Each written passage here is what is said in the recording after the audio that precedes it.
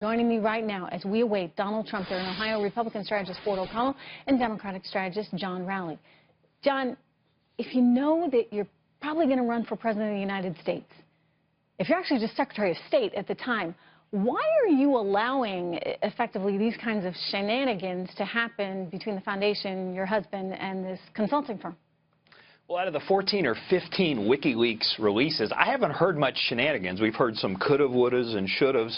And, I mean, frankly, there's no smoking gun that Hillary Clinton specifically has done anything wrong. In fact, if there would have been this kind of scrutiny around Dick Cheney, who is the CEO at Halliburton, right before we went to Iraq, and then Halliburton made billions out of Iraq, okay. I mean, it would have been a totally different thing. Which is the Clinton Foundation. You say that there's nothing there. Let me share with you one email from a senior State Department official who worked for Hillary Clinton while she was Secretary of State. And this is coming from WikiLeaks, and she's coordinating here with the Clinton Foundation folks. And she writes, need you to flag when people are friends of WJC, William Jefferson Clinton. This is Caitlin Cleverick writing to the foundation folks. At one point she says, is this an FOB, meaning friend of Bill's?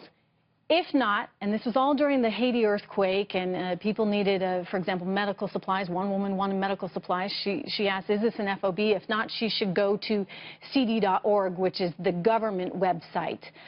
So we also know that Dennis O'Brien, who is the Irish entrepreneur who runs a big cell phone company that was making lots of inroads in Haiti, he also went to the foundation, which then went to the State Department to help him specifically.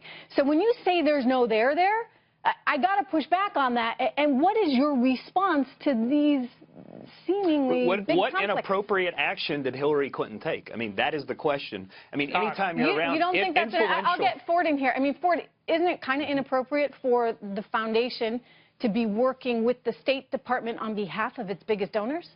Well, absolutely. There's a lot of 501c3 foundation questions here. It's quite clear that all the talks of the good works that the Clinton Foundation does, it obviously served as a wealth-generating enterprise for Bill Clinton personally, and it allowed people to buy access to Hillary Clinton at the State Department. What everyone else is forgetting here is that a lot of people give money today for favors tomorrow.